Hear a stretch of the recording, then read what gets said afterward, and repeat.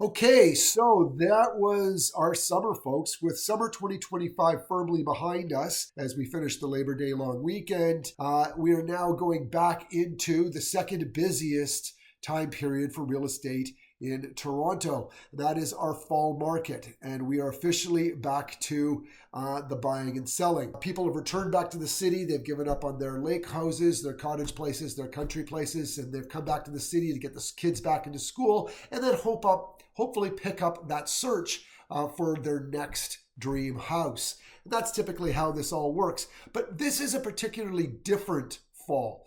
This is going to be a very different fall market, and I'll tell you why. During the pandemic, we had a mass exodus, this kind of suburban exodus out of the city as people looked for more space. And of course, that many people out there in the marketplace just drove up property values. As we've seen, cottage country just exploded in terms of their valuations, and now they're in a huge rut as a result of that.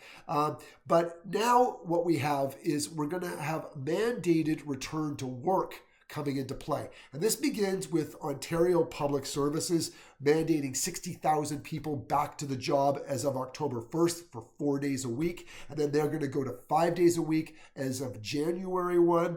Even the banks, all but TD, are mandating that as of October, their employees come back to work for a minimum of 4 days, 5 days. Now, everybody's doing it a little bit different, but most of them, it's going to be October 1, 4 days, and then by January, they return to 5 days. TD, like I said, is the holdout. Rogers is starting off with 3, and then they're going to 4, and then they're going to go to 5-day work week. So you're going to see a huge amount of employees returning back into the city for that. Bell is likely to follow suit. These are all big employers.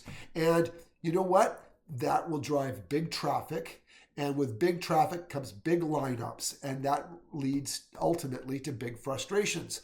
So what I am wondering is, as the pandemic pulled a lot of people out of the city, is this essentially back to work mandate that's going on with tens of thousands of people being told to come back into the city?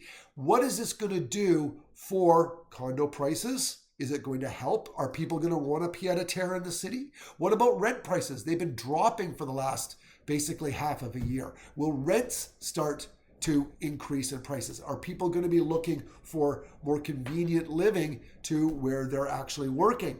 And then ultimately, what's the daisy chain on this as all of this stuff moves up the food line? So watch for this, folks. This is a little subplot for the 2025 fall market, and I think it's going to have repercussions basically across the board in real estate in the heart of the city.